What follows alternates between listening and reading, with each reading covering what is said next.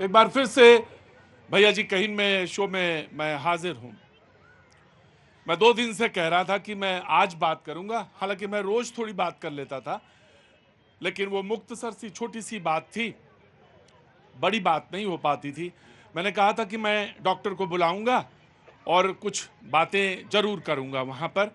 यकीनन आज डॉक्टर भी मौजूद हैं, आप भी लोग मौजूद हैं। मैं जब आया यहाँ पे तो देखा कि काफ़ी भीड़ जमा थी। वैसे तो रोज लोग आते हैं, लेकिन आज खास आप लोग यहाँ मौजूद थे। मुझे अच्छा लगा। मुझे बात करना, आपके मुद्दों की बात करना मुझे हमेशा अच्छी लगी। कोई कोई परेशानी में कोई ऐसा मुद्दा मुझे बताया, जब मैं देख रहा था कि करीबन डॉक्टर साहब से भी बात हो रही थी, 4000 बच्चे हर साल जन्म लेते हैं इसी मस्कुलर डिस्ट्रॉफी से। और मैं देख रहा था, और 4000 बच्चे वो जो हर साल जन्म लेते हैं। और एक नारा सामने, नारा क्या, एक हकीकत लिखी थी कि जी साहब बिल्कुल, एक ऐसी बीमारी जिसकी मंजिल मौत है। क्या कहूं मैं, उन पेरेंट्स की तरफ जब देखता हूं, उनकी आंखों में देखता हूं, तो मुझे यकीन मानिए, जो भी हम सारे लोग जहां से आते हैं, जिन बच्चे हैं वहां पर, बच्चे माने होता है उत्साह, बच्चे माने होता है जीवन, बच्चे माने होता है देश, उमंग, तरंग। जब ये वाक्य मेरे निगाह में पड़ा तो मुझे लगा कि मैं क्या बोलूं, कैसे बोलूं, कितना बोलूं। यकीनन इस बीमारी को लेकर मैंने तमाम बार, और तमाम सारी बीमारियों को लेकर तमाम बार इसी जगह, इसी भैया जी कहीं के शो में लगातार बोला है, बोलता भी रहा हूं, कहता भी रहा हूं। आप लोग आए थे, देश भर से इकट्ठा हुए थे, खासतौर से अवेयरनेस को लेकर कि पूरे देश में इसकी आवाज हो, पूरे देश में इसके लिए बात हो, पार्लियामेंट में भी बात हो, पार्लियामेंट के अंदर बात हो, सड़क तक। भाई साहब कोई दिक्कत नहीं है, कोई दिक्कत नहीं है। मुझे कोई फर्क नहीं पड़ता कि ये बच्चा दिख रहा है, वो नहीं दिख रहा है, सारे बच्चे बराबर हैं। और अगर ये नहीं कर पाया तो फिर ईमानदारी क्या है मैं नहीं जानता। मैं आपसे बिल्कुल भली बात जुड़ा हूं। मुझे मालूम है आप इसलिए यहाँ पे मौजूद हैं, पिछले 2 दिन से आ रहे थे, आज तीसरा दिन है, कि यहाँ से बात तो कम से कम कही जा सकती है, बात जा सकती है, मीडिया में बहुत दूर तलक जाएगी, देश दुनिया में पहुंचेगी। और मुझे यही उम्मीद है। पूरी दुनिया में रिसर्च हो रही है, डॉक्टर बैठे, मैं तो एक्सपर्ट नहीं हूं इसका, न्यूरोलॉजी का ये केस है, मुझे नहीं बहुत सारी चीजें मालूम, लेकिन ये आनुवांशिक है बीमारी। और आनुवांशिक बीमारियों का एक गुच्छा है, करीबन कई बीमारियों को जो एक साथ जुड़ जाता है और उसके साथ ये चीजें जुड़ती हैं। आप सारे लोग अवेयर लोग हैं। और एक चीज और बताएं, मुझे बताया कि कुछ मस्कुलर डिस्ट्रॉफी जो है उसमें सिर्फ पुरुष शामिल हैं, यानी लड़के हैं, उसमें महिलाओं में नहीं होती, कुछ इस तरह की भी है, कुछ चीजें ऐसी भी हैं। आप वो लोग हैं ना जी, मुझे मालूम है आप मुझसे ज्यादा अवेयर हैं, क्योंकि और एक कष्ट और है उसका। कष्ट क्या कहूं, मैं तो माता पिता की तरफ जब देखता हूं, मैं तो बच्चों की तरफ देख ही नहीं रहा हूं, मैं माता पिता की आंखों में झांक रहा हूं बस। वो कैसे कितनी लंबी लड़ाई लड़ रहे होंगे, और किस तरह से सिर्फ एक आशा में कि मेरी आवाज, मेरी बात दूर तक चली जाए, और वो सुविधाएं, वो जीवन की जो तमाम सारी सहज सुलभ सुविधाएं हैं, वो यहां तक भी पहुंच पाए, इन बच्चों तक पहुंच जाएं। यही बस इस आशा के साथ यहां पे आए। मैं बोलना नहीं ज्यादा चाहता। डॉक्टर नवीन भारती जी आज मौजूद हैं, Delhi association of muscular dystrophy occupational therapist हैं। डॉक्टर साहब आपका बहुत बहुत आभार है, मैं हृदय से आभारी हूं आपका कि आपने जो मेरे लिए समय निकाला, खासतौर से बच्चों के लिए यहाँ पे आए हैं। बहुत सारी बातें हैं मेरे पास, पूरा आज रिसर्च डिपार्टमेंट ने मुझे दिया कि पार्लियामेंट में कब बात उठाई, सांसद ने उठाई बात, उस पर प्रधानमंत्री ने कब कहा, मन की बात में उसको कब उल्लेख किया और किस तरह से बोला, पूरी दुनिया में क्या रिसर्च है, पूरी दुनिया में तमाम सारे कागज मुझे आज मेरी रिसर्च टीम ने दिए मुझे। लेकिन मैं चाहता हूं कि जो प्रोग्राम देख रहे हैं, ये असल में बात पूरी चीज इसके लिए है, जो प्रोग्राम देख रहे हैं, मस्कुलर डिस्ट्रॉफी को आप सर्च करिएगा, और अपने आसपास जहां भी आप रहते हैं, जिस छोटे से शहर में रहते हैं, जहां पे भी रहते हैं, जो ये दिल्ली में मौजूद हैं वो यहाँ तक नहीं है, उनके लिए क्या हो सकता है, कैसे किया जा सकता है, अवेयरनेस कैसे लाई जा सकती है। जब ये वाक्य सामने लिखा है, एक ऐसी बीमारी जिसकी मंजिल मौत है, तो मुझे ज्यादा बोलने की जरूरत नहीं है। डॉक्टर साहब मैं खड़ा करना चाहूँगा, आपको यहाँ सामने लाना चाहूँगा। मैं बिल्कुल ज़रूर मैं उस पे आऊँगा, शो पे आऊँगा, ज़रूर आऊँगा, मैं बातचीत ज़रूर करूँगा। आज वकील भी बैठे हैं मेरे सामने, लेकिन मैं आज ये जानना चाहता था कि इस लाइलाज बीमारी के बारे में पूरी दुनिया में रिसर्च क्या है, कौन सी रोशनी है, दिखती है, या अभी स्टिल जहाँ चले थे उससे कितना आगे पहुँचे हैं हम? ओके, मस्कुलर डिस्ट्रॉफी सबसे पहले आप सबको पता होगा ये थोड़ा सा ऑडियो तेज कर देंगे। मस्कुलर डिस्ट्रॉफी क्या है? न्यूरोलॉजिकल प्रोग्रेसिव डिसऑर्डर है, जिसके छोड़ो, अंदर छोड़ो। टाइम के साथ चीज़ें बढ़ती हैं। मतलब मसल वीकनेस जो है वो टाइम के अकॉर्डिंग बढ़ती है। अब ये बहुत मतलब ऐसा होता है इंडिया में कि कुछ लोगों को बचपन से नहीं पता होता कि उन्हें मस्कुलर डिस्ट्रॉफी है, ठीक है? तो अब क्या होता है कि जब मस्कुलर डिस्ट्रॉफी का पता चलता है तो सबसे पहले हमारे दिमाग में ये बात आती है इंडिया के अंदर कि इसका तो कोई इलाज ही नहीं है। लेकिन ऐसा नहीं है कि इसका इलाज नहीं है, वो बात अलग है, लेकिन जो हम वो आगे बढ़ रही है बीमारी उसको तो रोक सकते हैं। तो उसको कैसे रोका मतलब उम्र लंबी कर सकते हैं। हाँ, वाह। उसमें हम उसका बच्चे का लाइफ स्पैन बढ़ा सकते हैं। उसको ऐसी ऐसी चीज़ें, ऐसी ऐसी टेक्नोलॉजी है अब कि हम उसको बढ़ा सकते हैं कि वो जो बीमारी है वो आगे ना बढ़े। ये एक बड़ी चीज़ है, लेकिन सवाल ये भी है कि लोग कहते हैं कि इसका इंजेक्शन बहुत महंगा है, इसका खर्च बहुत महंगा है, इसके रिहैबिलिटेशन के लिए, यानी इसके इसके बच्चे के पूरी जीवन को संभालने के लिए जो साधन और संपन्नता चाहिए, क्या वो कैसे होगा? इसमें कितनी मदद सरकार से, कितनी एनजीओ से ज़रूरत है, ये भी लोग जानना चाहते हैं। देखिए, जो हमारा एनजीओ है वो पूरे ऑल इंडिया में काम कर रहा है। अभी आपका एनजीओ का नाम सर जानना चाहता हूँ। हमारे एनजीओ का नाम है Delhi association of muscular dystrophy, जो कि पूरे भारत में काम कर रहा है। स्टार्टिंग हमने दिल्ली से करी है। इसमें क्या है, हम पेशेंट्स को फिजियोथेरेपी, मेडिकल फैसिलिटीज़ और बाकी जो पेशेंट को ज़रूरत है, ज़रूरत के अकॉर्डिंग ये सारी फैसिलिटी हम प्रोवाइड कराते हैं। अब बात करते हैं कि इंजेक्शन उसका बहुत महंगा है। बिल्कुल, इंजेक्शन बहुत महंगा है क्योंकि जीन थेरेपी इसमें बहुत इंपॉर्टेंट रोल प्ले करती है, बट वो बहुत महंगी है। तो वो इंडिया के लोग अफोर्ड नहीं कर पाते। तो उसके लिए क्या है, कितना महंगा है डॉक्टर साहब? इसका कॉस्ट अप्रॉक्स करोड़ों में जाता है। मेरे पास वो लेडी आती थी, उनको बताती थी करीबन 14 साढ़े 14 करोड़ रुपए के आसपास का वो चीज था। करोड़ों में जाता है वो पूरा जी। इंजेक्शन जी। इंजेक्शन इतना महंगा है। इतना महंगा है।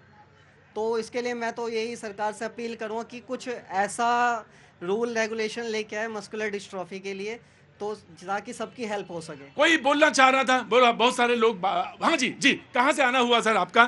बनारस से सर। बनारस से। क्या नाम है आपका? विवेक शर्मा। विवेक जी, आपका बेटा या बच्चा? भांजा जी, क्या कहना चाहते थे? कहना ये चाहता हूँ सर, जैसे भी इंजेक्शन की बात हो रही थी, अपने भारत में वो इंजेक्शन बाहर है, अपने भारत में अवेलेबल नहीं है। अगर अपने भारत में रिसर्च टीम को पूरी तरीके से छूट दी जाए, क्या कोरोना की दवाई बन सकती है? क्या इसकी दवाई नहीं बन सकती? ऐसा अगर कुछ ना कुछ इस पे मुझे बताएं, अपनी भारतीय मेधा पर और साइंटिस्ट पे और रिसर्चर्स पे बिल्कुल भी कोई शक व शुबा नहीं है। आपने सीधा सीधा सवाल रख दिया कि जब कोरोना पे हो सकता तो क्या इस पे नहीं हो सकता? बिल्कुल हो सकता होगा, 100% हो सकता होगा, यकीनन काम चल रहा होगा। और मुझे उम्मीद है, कुछ वकील साहब हैं, वो कुछ कहना चाह रहे हैं। ये जो बीमारी है इसको लेकर सरकार भी बहुत ही सीरियस है और सुप्रीम कोर्ट भी है। कुछ महीने पहले सुप्रीम कोर्ट ने सरकार से पूछा था कि इस पर कोई नेशनल पॉलिसी बन सकती है क्या, क्योंकि यहाँ पे दवा बनती नहीं है। 5 लाख मरीज हैं हिंदुस्तान में, तो इस पर नेशनल पॉलिसी फ्रेम होने का कार्य चल रहा है। मुझे पता नहीं क्या चल रहा है, लेकिन इस पर सुप्रीम कोर्ट ने संज्ञान लिया हुआ है। मैं इतनी बात कहूँगा और मुझे पूरी उम्मीद है कि इस पर कुछ ना कुछ सोल्यूशन निकलेगा, क्योंकि सरकार भी national policy for rare diseases 2021 में एक अधिनियम आया था जिसमें इस बीमारी को उन लोगों ने इंक्लूड किया। तो मुझे पूरी उम्मीद है कि जो बच्चे हमारे हैं इनके लिए दवा जल्दी ही होगी, क्योंकि अब जैसे ने कहा डॉक्टर साहब ने कि दवाई बहुत महंगी है। सरकार तत्काल उसमें क्या कर रही है, उसमें जो इम्पोर्ट ड्यूटीज़ हैं वो वेव ऑफ कर रखा है, उस पर जो टैक्सेस लग रहे हैं। तो ये जो प्रयास चल रहा है, हमें लगता है कि कुछ ना कुछ सोल्यूशन जल्दी निकलना चाहिए। किसी ने रोका नहीं होगा, कुछ तमाम सर जी, मैं ऑफकोर्स मैं आपके पास भी आ रहा हूँ, मैं आपके पास भी आ रहा हूँ। जी जी, हाँ जी, हाँ भैया। मैं इस मामले में ये बताना चाहता हूँ कि हमारे जो बच्चे हैं उनके नाम से हमने दिल्ली हाई कोर्ट में केस जीत चुके हैं हम, और किस बात का? बच्चों को इलाज प्रोवाइड करवाने के लिए। और जी, बिल्कुल। इसके लिए गवर्नमेंट को ये आदेश दिया है दिल्ली हाई कोर्ट ने कि 974 करोड़ रुपए का फंड आप एम्स को इसको एक्सीलेंस सेंटर को प्रोवाइड करवाइए। और मैं आपके संज्ञान में ये बात लाना चाहता हूँ, हमारी तकलीफ ये है कि गवर्नमेंट हमारे खिलाफ सुप्रीम कोर्ट में इस मामले को लेकर स्टे ले चुकी है। आज की डेट में जो सर बता रहे हैं बस सुप्रीम कोर्ट संज्ञान ले रहा है। सुप्रीम कोर्ट ने गवर्नमेंट ऑफ इंडिया को स्टे दे दिया है इसके ऊपर कि अभी हम इनको इलाज प्रोवाइड नहीं करवा सकते। मुझे क्योंकि इस केस के बारे में पूरा तफ्तीश आपको मालूम है इसके बारे में? नहीं नहीं, इसके बारे में नहीं मालूम मुझे। जी ऑफ कोर्स जी। सुप्रीम कोर्ट ने इस पर नोटिस इशू किया केंद्र सरकार को और उनसे पूछा कि इस पर पॉलिसी फ्रेम होनी चाहिए, और सरकार ने हलफनामा दायर किया है कि हम इस पर नेशनल पॉलिसी बनाने के।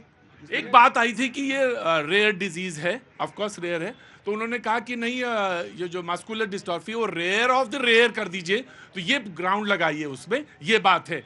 मुझे नहीं लगता कि भैया कि कोई सरकार किसी के खिलाफ जाने की बात करेगी, मुझे नहीं लगता।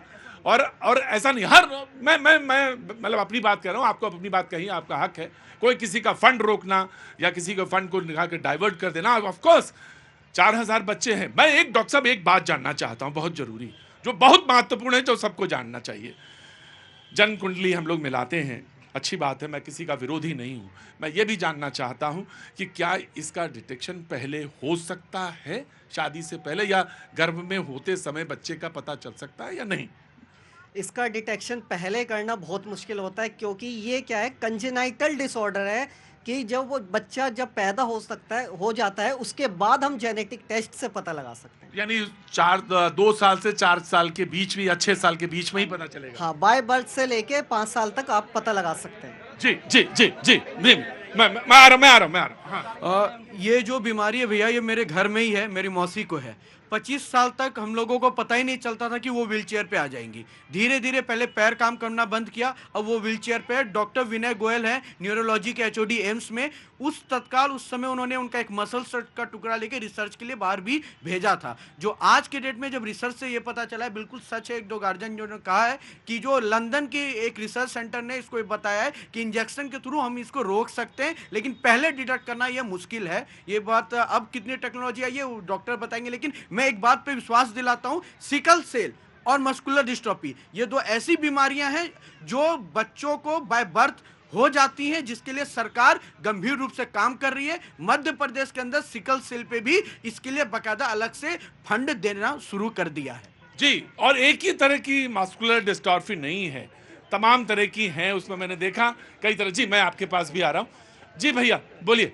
सर, डॉक्टर साहब बोल रहे हैं कि मस्कुलर डिस्ट्रॉफी का पहले जांच नहीं हो पाता है, लेकिन वो गलत है। CVS टेस्ट होता है प्रेगनेंसी के 13 सप्ताह में होता है, 12 से 16 सप्ताह के बीच में, जिससे पता चल जाता है कि उसको ये प्रॉब्लम होगा कि नहीं होगा। ये हर एक्सीलेंस सेंटर में हो रहा है।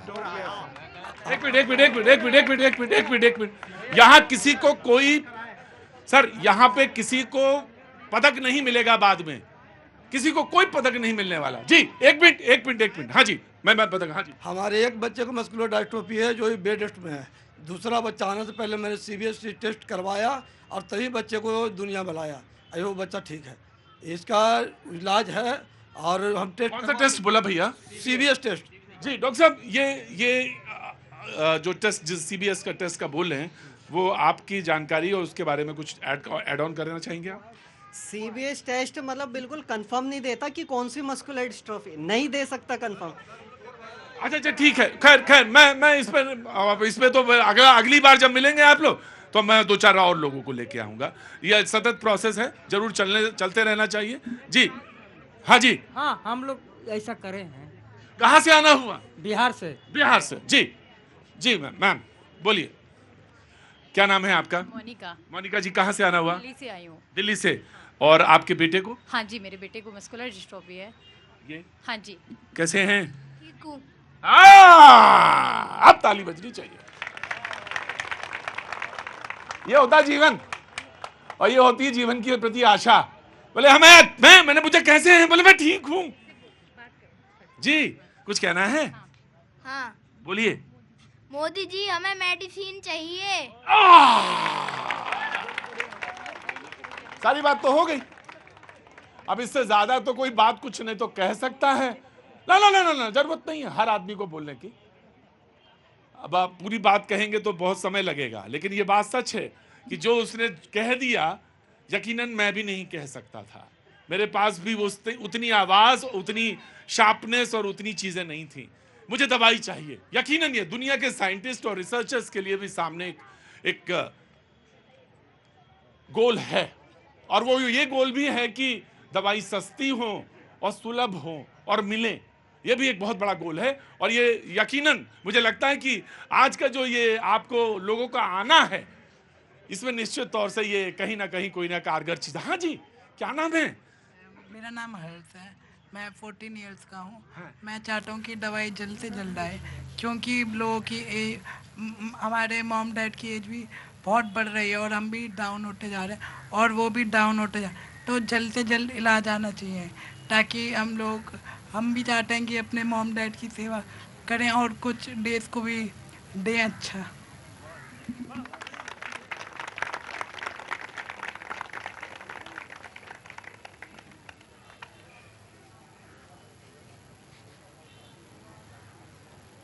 दो भाई है सर, इससे बड़ा भी है ऐसा ही।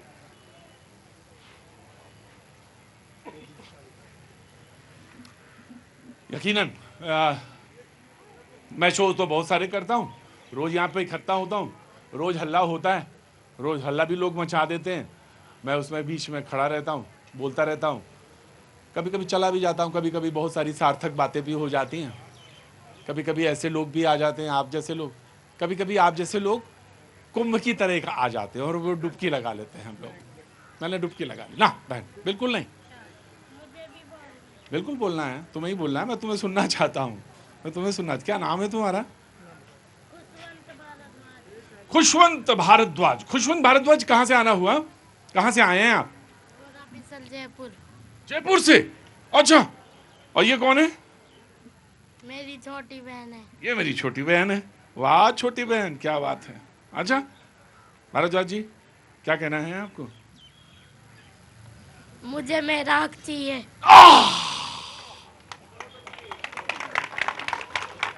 बड़े बड़े दिग्गज यहाँ रोज शो में आते हैं, रोज बड़े बड़े दिग्गज यहाँ शो में बोलते हैं, बड़ी बड़ी आवाजें होती हैं उनकी, बड़ी बड़ी जबान भी होती है उनकी, बड़े बड़े। मैं आ रहा हूँ, आप बैठे बैठे, मैं आ रहा हूँ, ऑफ कोर्स आ रहा हूँ। लेकिन इतने छोटे से इतने शब्दों में बात कहने का जो हुनर भारद्वाज जी आपके पास है, आपके पास है, और आपके पास आपने तो पूरी व्यथा ही कह दी कि मुझे मेरा हक ये चाहिए कि मैं भी अपने माँ बाप की सेवा कर सकूं। सब तो कह दिया आपने, आपने क्या रह क्या गया मेरे बोलने के लिए? मैं आगे शो करूं भी ना करूं मुझे समझ में नहीं आ रहा, मैं करूं भी तो ना क्या करूं, क्या बोलूंगा? ना ना ना ना बहन, बिल्कुल ना रोना, ना रोना नहीं, बिल्कुल रोना नहीं। लड़ेंगे ना, बार बार लड़ेंगे, बार बार कहेंगे, बार बार बोलेंगे। ये जगह तो आप ही की है ना, ये कोई मेरी जगह थोड़ी ना है। आप जब लोग आते हैं ना, एक कुंभ वो हुआ था जिसमें सारे लोगों ने डुबकी लगाई, एक कुंभ ये है जिसमें यहाँ पर भी आके आप सारे लोग तमाम सारे इकट्ठे होंगे। क्यों बाजी, कहाँ से आना हुआ? दिल्ली से। दिल्ली से आए, बहुत अच्छी बात है। आप कहाँ से आए? सर मैं गुड़गांव से आया हूँ। तीर्थ गुप्ता। हाँ तीर्थ गुप्ता। सर मेरे बेटे को आज देखिए रक्षा मंत्रालय और विदेश मंत्रालय से 2nd प्राइज मिला है। सर इसकी जिंदगी बचाओ। कैसे बोलो यार, मेरा बेटा सर चलता फिरता है, लेकिन कुछ टाइम में व्हील चेयर पे आ जाएगा, प्लीज इसको बचा लो। मेरे को कुछ बोलना है। अवार्ड मिला है उन्हें? कौन से स्कूल में है? सर अतुल कटारिया स्कूल में है। अतुल कटारिया स्कूल में है। लेफ्टिनेंट अतुल कटारिया स्कूल में। लेफ्टिनेंट अतुल कटारिया स्कूल में है। हिंदी ओलंपियाड फाउंडेशन द्वारा आयोजित रक्षा मंत्रालय व विदेश मंत्रालय से अंतर्राष्ट्रीय हिंदी ओलंपियाड में तीर्थ गुप्ता कक्षा 1 में lieutenant Atul Kataria memorial school Gurgaon की तरफ से द्वितीय स्थान प्राप्त किया। पहले तो आपको बहुत बहुत बधाई, सारे लोग कसकर ताली बजाएंगे। और दूसरा चीज ये सर, मेरे पास तो आवाज ये मंच है, मैं कह सकता हूं, उठा सकता हूं, मुझे किसी से ज्यादा इजाजत लेनी नहीं होती कि मैं पूछूं किसी से। मैंने मेहमानों को बुलाया था, शो होना था, डिबेट होनी थी, ये हो सकता है डिबेट ना भी हो आज। अरे सुनो, यहाँ यहाँ यहाँ आज डिबेट ना करें तो चलेगा? हाँ नहीं, जो पूछा आज डिबेट करें ना करें मत करिए सर। जाओ खड़े हो, जरूरी नहीं डिबेट हो, कोई ऐसा कोई मतलब नहीं है कि डिबेट हो। लेकिन मैं एक बात कहना चाहता हूं, बस आपसे एक छोटी सी गुजारिश है, तीर्थ को लेके किसी दिन यहाँ आइएगा। और सर हमारी तो हिम्मत ही नहीं हो पा रही कि उसको बता पाए कि उसको क्या बीमारी है। आप लेके आइएगा, हम लोग सारे लोग इसको एक बार एंजॉय करेंगे। जो हम कर सकते हैं, मैं यही कहना चाह रहा था, जो हम कर सकते हैं कम से कम जीवन का तो जो तमाम सारी रोशनी है, वो जो लड़ाई चल रही है वो तो ये सुप्रीम कोर्ट के लोग, तमाम एक्टिविस्ट मुझे यहाँ दिख रहे हैं, तमाम डॉक्टर्स हैं यहाँ पे बैठे हैं, वो तो लड़ाई लड़ ही रहे हैं। लेकिन हम क्या कर सकते हैं? हम ये कर सकते हैं, आवाज उठा सकते हैं, बात कह सकते हैं, बार बार बात कह सकते हैं। कहाँ से आना हुआ बहन? दिल्ली से आए हैं। क्या नाम है इनका? मासूम सा बच्चा है, देखो इसको क्या पता मुझे क्या प्रॉब्लम है। इसके भाई तो व्हील चेयर पे बैठा है, ये इतना छोटा इसे बचा लो बस। मैं यही को राजिश करती हूँ मोदी जी से। बहन देखो, मुझे मालूम है ये एक लाइलाज बीमारी है और इसमें तमाम सारे रिसर्च, बहुत सारी चीजों के लिए पेशेंस। मुझे नहीं मालूम दधीच ने जो अपनी शरीर दिया वो तुरंत या भविष्य के लिए था, ये तमाम क्या कोई निर्माण होना था उसके लिए ही था। यकीनन आपका बच्चा 100 साल का हो और तुम्हें तुम्हारा हक मिले, तुम्हें अपने माँ बाप को की पूरी सेवा का पूरा अधिकार मिले, जो तुमने आज हमसे कहा, पूरा अधिकार मिले। मैं ये चाहता हूं, लेकिन वक्त जरूर लग रहा होगा और लगेगा। लेकिन हम ये इतना मैं जानता हूं, भारतीय मेधा और रिसर्च और उसके जो तमाम सारे साइंटिस्ट हैं, मैं उस पर उनका पूरा भरोसा रखता हूं। कुछ ना कुछ होगा, कुछ ना कुछ रास्ता निकलेगा। अक्सर यहाँ पे इस डिबेट में बहुत सारे लोग आते रहे। आप कहाँ से हैं? मैं दिल्ली से ही हूँ। दिल्ली से हैं। क्या नाम है? शिवांगी।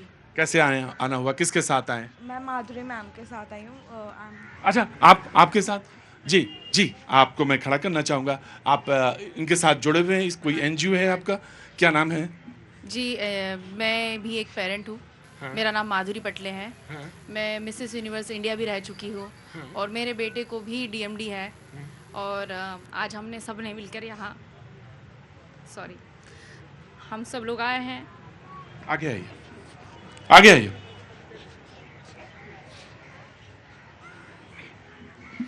हमें रोना नहीं है, ठीक है? सब लोग इमोशनल कर दिए मुझे। हम इस मंच पे हम दिल्ली में आए हैं। 26 राज्यों से लोग अपने बच्चों को कंधे पे ढाके दिल्ली आए हैं आवाज़ उठाने के लिए कि मेडिसिन जो है अवेलेबल इंटरनेशनली है और वो काम कर रही है, गुड क्वालिटी ऑफ लाइफ और लाइफ स्पैन बढ़ाने में मदद कर रही है। तो हम चाहते हैं, हमारी सरकार से ये मांग है कि वो दवाई जल्दी से जल्दी भारत देश में अवेलेबल कर दी जाए, क्योंकि हमारे पास वक्त ही नहीं है। अगर इन बच्चों को आप मेडिसिन नहीं देंगे तो ये 15-16 साल में ही दुनिया छोड़ के चले जाएंगे। इस बीमारी का 100% मॉर्टेलिटी रेट है। उसके बाद जो कोई दवाई है भी अवेलेबल, वो भी एक टाइम के बाद बच्चों के ऊपर काम नहीं करती। जब बच्चे व्हील चेयर पे चले जाते हैं, एक टाइम के बाद बच्चा एक जिंदा लाश बन जाता है। वो कभी कभी तो सांस भी नहीं ले पाता। यहाँ तक कि दुर्गति है हमारे देश में और ये ऐसी बीमारी है। हम तो इतने पढ़े लिखे लोग हैं, जब मेरे बेटे को हुई तब मुझे पता चला कि ऐसी कोई दुनिया में बीमारी भी होती है। और ये ऐसा नहीं है कि आपके फैमिली में होगी तो ही आपको होगी, ये किसी को भी हो सकती है। तो इस बीमारी के बारे में जागरूकता फैलाना जो है, ये हमारा सबसे बड़ा काम है। इसके लिए सब 26 राज्यों से हम पेरेंट्स यहाँ आए हुए हैं और साथ में हमारी मांग है कि ये दवाई जो है हमारे देश में आए। और हमारे देश में भी हम जैसे कोविड के टाइम पे सरकार ने एक इमरजेंसी के तहत तुरंत दवाई दे दी, तो उसी प्रकार से कोई दवाई का क्लिनिकल ट्रायल चला के हमें हमारे बच्चों को होममेड, हमारे डोमेस्टिक मेडिसिन भी प्रोवाइड करे। मैं एक वादा आपसे कर सकता हूँ, आप लोगों से कर सकता हूँ, और वो ये कि जब भी समय मिले, जब भी किसी को कभी भी समय मिले, वो यकीनन यहाँ आए और वो बात अपनी कह सके। ये बिल्कुल, इसमें कहीं कोई दरवाज़ा या कहीं कोई पर्दा नहीं है। जब भी आए। और मैं आपसे ये जानना चाहता हूँ, या आप तो दिल्ली में, गुड़गांव में यहाँ काम कर रहे हैं, छोटे शहरों में, कस्बों में क्या होगा, ये इसका सिर्फ सहज अंदाज़ा लगा सकते हैं। और इस बीमारी को लेकर कितनी अवेयरनेस होगी वहाँ पे, इसको लेकर भी मुझे थोड़ा सा मुझे इस बात पे थोड़ा सा संदेह है। लेकिन हाँ, धीरे धीरे टाइम बीता है तो बहुत सारे लोग आगे आए हैं। सबसे ज़्यादा दिक्कत कहाँ पे आती है, ये सवाल मैं आपसे जानना चाहता हूँ। किस जगह पे आती है? एज अ पेरेंट, अगर कोई और आंसर देना चाहेगा तो वो भी दे सकता है कि सबसे ज़्यादा दिक्कत कहाँ पे। मैं आपसे जी। मेरा नाम टीकम सोनी है। आप कहाँ से हैं? मैं राजस्थान, जयपुर से हूँ सर, और 2012 से मैं इस पर फाइट कर रहा हूँ। मैंने पीएमओ के अंदर 13 से लेटर दे रहा हूँ। जब हर्षवर्धन जी हेल्थ मिनिस्टर थे, मेरा सवाल सुनिए।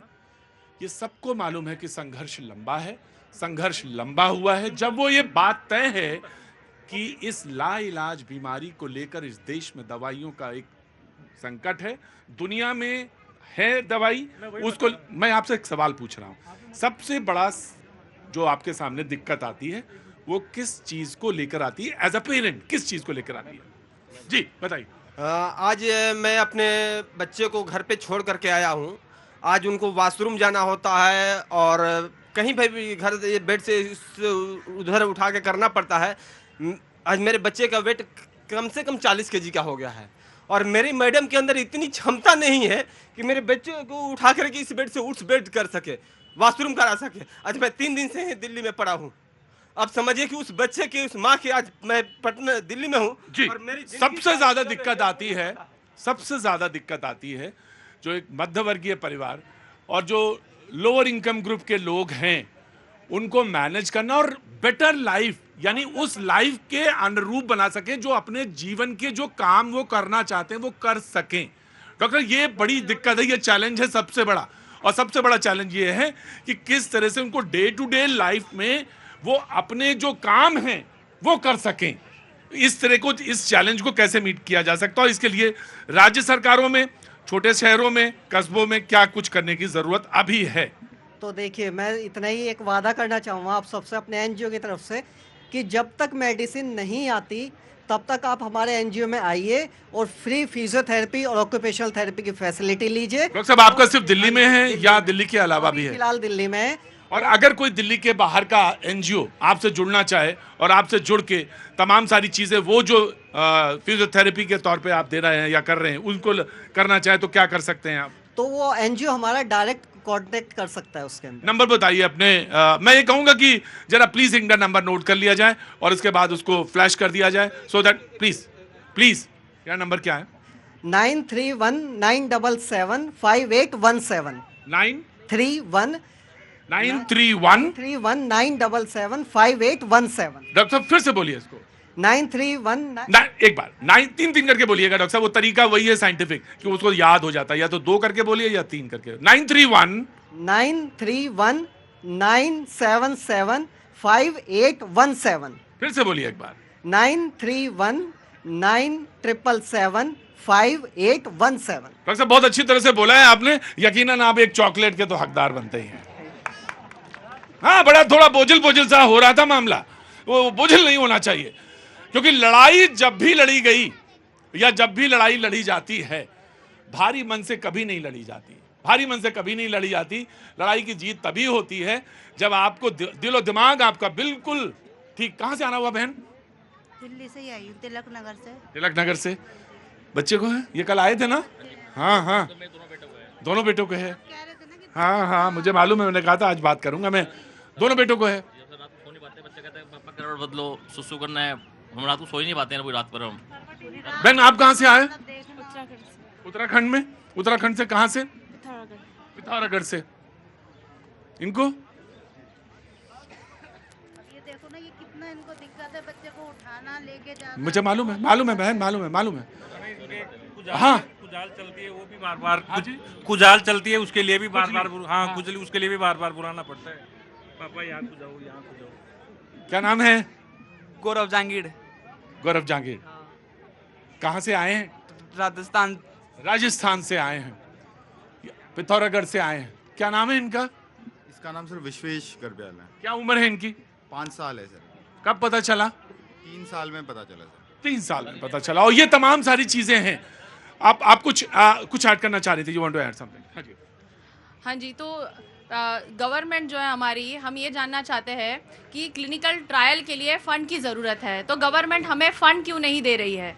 सेकंड, एम्स में जो ह्यूमन ट्रायल्स हो रहे थे एक्सॉन स्किपिंग के लिए, एक्सॉन स्किपिंग एक मेडिसिन होती है एक्सॉन स्किपिंग वाली, उसके लिए वो उन्होंने क्यों बंद कर दिए? साथ ही में गंगाराम हॉस्पिटल में भी चल रहे थे सर, ट्रायल्स चल रहे थे, बट वो ट्रायल्स 51 एक्सॉन स्किपिंग 45 और 53 के लिए चल रहे थे, but due to the low funds, हमें डॉक्टर्स ने तो यही बोला कि due to the low funds वो बंद कर दिए गए हैं। सिर्फ 1 साल या 2 साल ही चले थे। और कुछ सर पेशेंट ऐसे, जैसे मेरा बच्चा है अभी चल रहा है, तो अगर उसको एक्सॉन थेरेपी दी जाएगी, स्टिपिंग थेरेपी दी जाएगी, तो उसका लाइफ स्पैन और क्वालिटी ऑफ लाइफ दोनों इंप्रूव हो सकती है। बट हमारी गवर्नमेंट से, आपके चैनल से माध्यम से बस यही अपील है, प्लीज़ इसको दोबारा से कंटिन्यू करें। जो अभी इस लायक है उनको प्लीज़ ये ट्रीटमेंट दिया जाए, जिससे सो दैट उन बच्चों की क्वालिटी ऑफ लाइफ पे असर ना पड़े। गवर्नमेंट की क्राउड फंडिंग के लिए वेबसाइट है रेयर डिजीज के लिए, 4 साल हो गए अभी तक। उसमें टोटल सिर्फ, आज तक आप विश्वास नहीं करेंगे, सिर्फ 3 लाख तक का फंड जमा किया गया है। गवर्नमेंट को सबसे पहले उसकी मार्केटिंग करनी चाहिए ताकि वहाँ पे फंडिंग आए, ना कि जो प्राइवेट कैटो और बाकी जो कुछ भी प्लेटफॉर्म्स है वो जमा कर रहे हैं उस प्रकार से। दूसरा जो स्टेरॉइड्स है ना सर, डुविजेट के नाम से है, वो इंडिया के अंदर अभी तक नहीं मिला है। अगर वो देते हैं, कौन सा स्टेरॉइड? डुविजेट के नाम से है सर जी, मेडिसिन है सर। वो एक स्टेरॉइड है। वो क्या करता है, बच्चे की जो प्रोग्रेस डिटोरेट किया है उसको स्लो कर देता है। सेकेंडली, जो जब तक ट्रीटमेंट है वो $3.2 मिलियन की जीन थेरेपी वन है। अगर वो नहीं हो रही है किसी वजह से, तो कम से कम जो भैया ने बोला 51 एक्सॉन स्किपिंग, 3 तरह की एक्सॉन स्किपिंग की दवाई बन चुकी है, 51, 53 एंड 45। हमारी 9 तरह की दवाई चाहिए सर हमें। वो हर 3 साल में सरेप्टा कंपनी बनाती है। 2016 में 51 नंबर बनाया, 2019 में उन्होंने 53 नंबर बनाया, 2022 में उन्होंने 45 नंबर बनाया। अब 2025 के अंदर वो 50 या 44 दो में से एक नंबर और रिलीज करेंगे। तो 9 टाइप्स के ये नंबर हैं। तो जिनके पास जो बच्चे एप्लीकेबल हैं 51 नंबर में, 53 नंबर में और 45 नंबर में, तो गवर्नमेंट अगर 28.16 करोड़ का इंजेक्शन एक बच्चे का नहीं दे सकती, तो कम से कम उनको जीने का एक रास्ता दे, उनकी एक छोटा डोज सस्ता।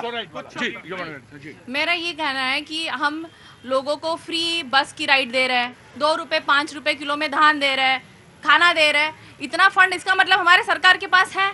तो जीवन बचाने के लिए सरकार के पास फंड क्यों नहीं है, हमें इसका भी जवाब चाहिए। राइट, बिल्कुल आपका अधिकार है और आपको अधिकार है। जब फ्री बीज की बात हो तो उसमें यह भी अधिकार पूछा जा सकता है कि हमें तो जीने का अधिकार भी हमारे पास होना चाहिए। और आज हमारे शो में आप सारे लोग शरीक हुए, ये मेरे लिए बेहद खुशी की बात है। और इस बात के लिए कि आपने कम से कम एक आवाज बनी और आपने एक आवाज दी। मैं एक छोटा सा ब्रेक लेना चाहता हूं। ब्रेक लेने के बाद मैं वापस सीधे फिर उस तरफ रुक करूंगा। नन्हे मुन्ने बच्चों के बीच में आज, और जब मैं बच्चा कहता हूं तो यकीनन सुबह की बात करता हूं, सुबेरा की बात करता हूं। और ये सेंटेंस बिल्कुल मैच नहीं करता कि एक ऐसी बीमारी जिसकी मंजिल मौत है, बिल्कुल मैच नहीं करता। क्योंकि बचपन की बात कर रहे हैं, युवा की बात कर रहे हैं, बच्चे की बात कर रहे हैं, तो खिलखिलाहट की बात होगी, रोशनी की बात होगी, मुस्कुराहट की बात होगी। लेकिन ऐसा है नहीं। जिन बच्चों के, जो ये बच्चे आए हैं मस्कुलर डिस्ट्रॉफी को लेकर, उनके माता पिता, मैं तो उनकी तरफ देखता हूं, उनकी निगाहों की तरफ देखता हूं कि लंबी लड़ाई लड़के आए हैं। ऐसे लोग जो लड़ाई, जिनसे जीवन ही बदल गया होगा बाद में, जिनके घर में एक भी बच्चा हुआ होगा उसके बाद तो जीवन ही बदल गया होगा कि किस तरह से वो युद्ध लड़ रहे होंगे, किस तरह से वो लड़ाई लड़ी होगी उन्होंने। जी, कुछ कहना चाह रही थी? मेरा बेटा कहता है कि मोदी है तो मुमकिन है, मोदी है तो मुमकिन है। ऑफ कोर्स, मुझे मालूम है तमाम तरह की आशाएं, तमाम तरह के लोगों के बीच में उन्हें लगता है कि कहीं अगर रोशनी मिलती है तो यकीनन, मुझे मालूम है कि वो बच्चा जो 24 घंटे इस व्हीलचेयर पे है, जिसके कम से कम 8 से 9 घंटे खेल के मैदान में होने चाहिए, या खेल का मैदान होना, बच्चा मतलब इक्वल टू खेल का मैदान होता है, बच्चा इक्वल टू खेल का मैदान होता है। और वो बच्चा अगर कन्फाइंड हो जाए व्हीलचेयर पे तो उसके लिए क्या होगा? तमाम सारी बातें, तमाम सारे लोग, तमाम सारी लड़ाइयाँ। जी, कहाँ से आना हुआ? सर मैं दिल्ली से हूँ, नजफगढ़ से। लेकिन हमारे बच्चों की जो हालत है वो बाहर जाने से डरने लगे हैं सर, कि उनसे दूसरों को खेलते हुए उनका भी मन होता है खेलने का, वो चाहते हैं खेलना पर वो कर नहीं पा रहे हैं, इसलिए उन्होंने बाहर जाना ही बंद कर दिया है। बस वो एक रूम में कंजस्टेड रह गए हैं सर। मुझे मालूम है और यही होगा और यही हुआ होगा। वो बच्चे जो दूर दूर से आए हैं और वो एक कमरा, एक व्हीलचेयर, उसी पे रह गए। लेकिन वो बीमारी जो है उसको जो लेकर तमाम सारी बातें हैं और वो जो अवेयरनेस का लेवल है, मतलब ये यकीनन तौर पे कि लाइलाज बीमारी है, लेकिन उसके बावजूद तमाम तरह की रिसर्च हो रही है। उसके बाद भी ये कहा जा रहा है कि कैसे बेहतर जिंदगी बनाई जा सकती, कम से कम वो काम जो ये खुद कर सकें, ऐसा हो सके, इसमें तमाम सारी बातें। जी, कहाँ से आना हुआ? दिल्ली। क्या नाम है? यश। हाँ जी, आप बिहार से हैं ना? गोरखपुर से आई हैं। हाँ, दोनों बच्चे। हाँ, मैंने कल आप कल भी आई थी, परसों भी आई थी जी, मुझे मालूम है। कुछ कहना है तुम्हें? क्या? मैं मोदी से कहता हूँ कि हमारी दवाई आए जल्दी से। हाँ, मैं मोदी से कहता हूँ, मैं मोदी जी से कहता हूँ। जी जनाब, कहाँ से आना हुआ? असम से आए हुए। हाँ जी। 2 बच्चे हैं मेरा। आना था आपको अकेला हमको, मैं क्या करें, इसके हाथ पे तो हम ही लोग हैं, हम है तो ये है, ये तो हम है। इस लोग कुछ नहीं कर सकता, ये लोग जो भी करना हमको करना पड़ेगा। इसको खुजली भी होगा तो बोले पापा खुजली करो हमको। मुझे मालूम है, ऐसा नहीं है कि मैं इस सोसाइटी में, ऐसा नहीं है कि इस सोसाइटी में मुझे पता नहीं है या मैं इस सोसाइटी से दूर रहता हूँ। मैं तो बस ये जानना चाहता हूँ, इस चर्चा को इस तरह से आगे बढ़ा। 2 बातें मैं कहना चाहता हूँ। एक तो ये, क्योंकि मेरी पब्लिक डिबेट है और पिछले कई वर्षों से मैं पब्लिक फुटपाथ पर यहाँ पे डिबेट करता हूँ। बहुत सारे लोग दूर दूर से आते हैं, देश के कोने से आते हैं, पूरी दुनिया के लोग यहाँ पे आ जाते हैं, तो डिबेट करता हूँ। तो ये एक बात तो ये कहना चाहता हूँ कि जब भी मौका लगे, यू ऑल आर वेलकम, कभी भी, क्योंकि आवाज लगता है कभी कभी सुनाई जानी चाहिए। You are always welcome. एक लेडी, मुझे याद है कि वो लगभग 8 या 9 महीने आती रही फंडिंग के लिए, खुद आती रही। उनका बेटा, वो खुद चार्टर्ड अकाउंटेंट थी और उसके बाद उनके हस्बैंड आईटी के। तो मैंने उनसे कहा कि आप खड़े रहिए, मुझे कोई दिक्कत नहीं। और आप जब भी होता था मैं उनसे बोल देता था, आज कितने हुए, आज कितने पैसे हुए, अक्सर पूछता था मैं। तो यकीनन आप जी, आप आज कुछ कहना चाहते हैं? 1 मिनट रुकिए, वो तो डिबेट में आते हैं, आज तक तो नहीं बोले, आज बोल रहे हैं। जी क्या नाम है साहब? मेरा आरपी द्विवेश्वर जी। जी। रिटायर्ड फॉरेस्ट ऑफिसर जी, फ्रॉम पंजाब जी। सर मैं ये कहता हूँ, ये बच्चों का इलाज हो जाए, ये भारत का भविष्य है। इन्हीं में से कोई राष्ट्रपति बनेगा, कोई सुप्रीम कोर्ट का जज बनेगा, कोई हाई कोर्ट का जज बनेगा। इन बच्चों का इलाज हो, इनके लिए कुछ स्पेशल फंड्स रखा जाए, मंदिरों में, गुरुद्वारों में, चर्चों में एक अलग लगाया जाए। जो भी माथा टेकने जाए, रुपया डाले, 2 रुपये डालें, 10 रुपये डालें, जो पैसा इकट्ठा इन बच्चों को ऊपर लगना। मैं तो एक बात जानता हूं और मैं एक बात कह देता हूं कि नवरात्रि चल रहे हैं, है ना? सब लोग कन्या खिलाएंगे और ये भी यही है। आप अपना अपना कुछ हिस्सा जो है, मैं ये नहीं कह रहा हूं कि सिर्फ इन्हीं बच्चों के लिए, मैंने नहीं, कभी नहीं कहा। मैंने ये कहा कि इन जैसे बच्चों के लिए भी हो सकता है, इनके लिए भी हो सकता है।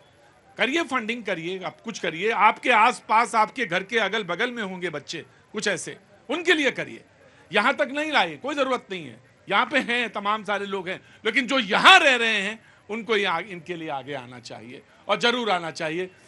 मुझे 2 दिन से हो गया, मौलाना खड़े हैं आप, 2 दिन से हो गया मैं वक्फ पे बात कर रहा हूं। मुझे आज सोच रहा था कि वक्फ के बारे में। सर उदास है, कैंसिल कर दीजिए। हाँ, उदास है मन, आज बहुत उदास है मन, कैंसिल कर दीजिए डिबेट आज नहीं हो पाएगी। यकीन हो भी कैसे पाएगी, डिबेट होना मुश्किल है, क्योंकि हाँ, कहां से आना हुआ? नहीं, डिबेट नहीं होगी भैया, डिबेट नहीं हो पाएगी। कैसे होगी? कौन करेगा डिबेट? आप ही कर पाएंगे, आपके पत्थर होगा। अगर मेरे जैसा आदमी तो सवाल ही नहीं रख पाएगा। मैं क्या, बस इतना ही तो कह पाऊंगा कि भाई कोर्ट चलने जाने का मन कांग्रेस ने बना लिया है, बोल दीजिए, तसल्ली हो जाएगी इनकी। बोले कहना डिबेट हो जाए जी, कोर्ट में जाने का मन, वक्त पे कांग्रेस ने कोर्ट जाने का मन बना लिया है। इस पे बीजेपी भी कुछ बोल देगी, कांग्रेस भी बोल देगी, ठीक है। लेकिन आज ज्यादा बड़ी बात हो रही है, उससे कहीं बहुत बड़ी बात हो रही है। और जी, और मैं चाहता हूं कि इस पर बातचीत होती रहे, यकीनन बात। मैं आ रहा हूं बेटा, आ रहा हूं जी। हाँ बोलो बेटा, कहां से आए? जयपुर से। क्या नाम है? तनिष्क कुमार। तनिष्क कुमार। कहाँ है मम्मी पापा? हाँ, मम्मी है, अच्छा। और पापा? हाँ जी, पापा को पैरालाइज हुआ है।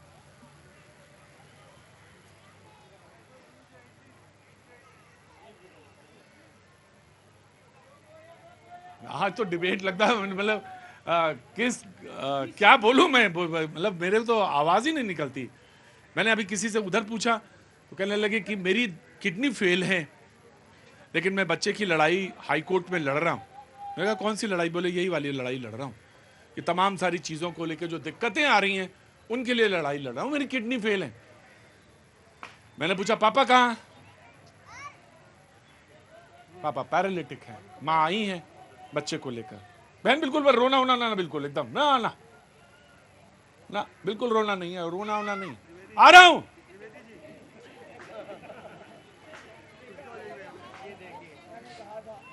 आ रहा हूं।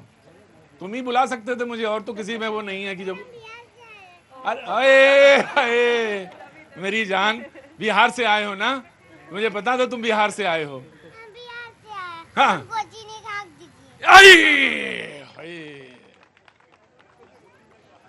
मैं बिहार। क्या उम्र है इनकी? 6 साल है। क्या नाम है इनका? हाँ? आर्यन कुमार। आर्यन कुमार, मुझे जीने का हक चाहिए, ये कह रहे हैं जी। कुछ कहना चाहेंगे आप? मैं यही कहना चाहूंगा कि संघर्ष तो बहुत है, संघर्ष हो रहा है, लेकिन इसमें जीना छोड़ना नहीं है।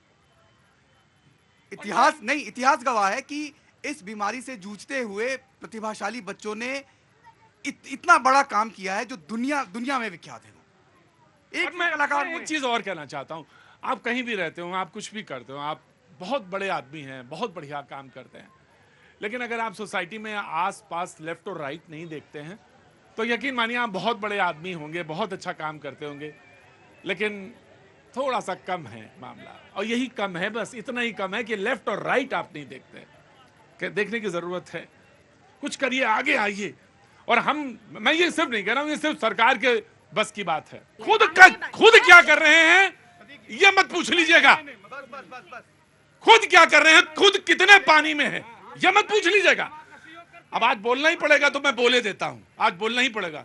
सर आइए, चलिए, शाम हो रही है, चले जाएं, चला जाए, चलिए आइए। बोले मैं तुम्हारे साथ नहीं जाऊंगा। बोले क्यों? बोले तुम सिंगल मॉल्ट वाले आदमी नहीं हो। बड़ी बात नहीं है, ये आंख खोलने की बात है। एक और, क्योंकि इस तरह की बहुत सारी बीमारियां हैं और चारों तरफ हिंदुस्तान में ही क्या पूरे विश्व में देखने को मिल रही हैं और समाधान होना चाहिए। एक गुजारिश है, हम सभी सनातन धर्म या पूरे भारत का जो सांस्कृतिक विरासत है, आप कोई भी धार्मिक संस्थान ले लीजिए, आप इस्लामिक ले लीजिए या आप सनातनी ले लीजिए या आप गुरुद्वारे ले लीजिए या आप चर्च ले लीजिए, इन लोगों के पास आर्थिक बहुत बड़ा पावर है, ये आर्थिक रूप से बहुत सशक्त है। तो ऐसे लोगों की मदद के लिए अगर ऐसे चीजें बाहर आए, सामने आए, मंदिर के ट्रस्ट आए, वक्फ आए, ये गुरुद्वारे आए, तो मुझे लगता है कि अभी जो इन लोगों की सबसे बेसिक नीड है पैसे, उसके में एक बहुत बड़ी सहायता हो सकती है हमारे सहायता के अलावा। राइट। एक अपडेट और है, बीमारी से बच्चा तो भैया जी जूझता है, साथ में जो पेरेंट्स की तकलीफ है उस बहुत गंभीर तकलीफ। जैसे भैया भी रो रहे थे कि हम छोड़कर आए अपनी वाइफ को, उनके लिए एक जानकारी के लिए भैया आपको बता रहा हूं, अभी रिसेंटली ज्यादा टाइम नहीं हुआ है, सरकार थोड़ा देर आई लेकिन दुरुस्त एक उपाय लेकर आई है कि दिव्यांग जन सशक्तिकरण विभाग को इसमें गठित रूप से उसमें भूमिका के लिए लाया गया है। जो जिनके घर में ऐसे बच्चे हैं वो सहायक की सुविधा ले सकते हैं और उनकी मदद के लिए अभी कमेटी गठित हुई है जिसको ब्लॉक लेवल तक इंप्लीमेंट किया जाना है। रिसेंट की यह खबर है, ज्यादा पुराना नहीं, इसलिए जागरूकता की कमी अभी है, धीरे धीरे सरकार इस पर पहल करेगी। इकोनॉमिकल सुविधा भी उन बच्चों के साथ जिनके लिए सुख सुविधाएं जो इकोनॉमिकली डाउन है उनको मदद के लिए। देखिए कुछ ऐसे लोग, प्लीज कम से कम आज के दिन राजनीति मत कीजिए। 2012 में ये बिल पास नहीं हुआ था, उसका ये नतीजा आज हम भुगत रहे हैं। उम्मीद भी हमसे है, नतीजा रिजल्ट भी हम ही देंगे और हमने ही देश को कितनी मुश्किलों से निकाला है। आज कोई पॉलिटिकल डिबेट नहीं है, बराए मेहरबानी। बिल्कुल। और दूसरी बात, सरकार हमारी है सर, जवाबदेही हमारी है, हमारे पे क्वेश्चन है और इसका सॉल्यूशन भी हम देंगे। और मैं और बिल्कुल मैं विश्वास दिलाता हूं, एक जिम्मेदार पार्टी का प्रतिनिधि कर रहा हूं, प्रवक्ता हूं मैं। यहाँ पे एक जन का नंबर भी लिया था, उसे एम्स के विनय गोयल पे भेजा भी हूं। जो इनका पहला विषय है कि आर्थिक मदद, जो आर्थिक किस सेंस में बता रहा हूं, सुन ली, दवाई के सेंस में। प्लीज देखिए, सुनने की भी क्षमता रखनी चाहिए। आर्थिक मदद दवाई के सेंस में कह रहा हूं मैं रख देता हूं। अरे रुकिए भाई, ये कोई, रुकिए, मैं रख। पहली शर्त इनकी यही है, पहली बात ये है कि दवाओं पे जो ट्रायल है, वो ट्रायल और दवाओं को लेकर एक रास्ता साफ होना चाहिए, वो इनका सबसे पहला मांग है। कह रहा था जो आर्थिक मदद दवाई के कारण ये जूझ रहे हैं। मैडम पूरी बात सुनिएगा, आपसे पूरा संगठन जुड़ा है, आपको समझना है।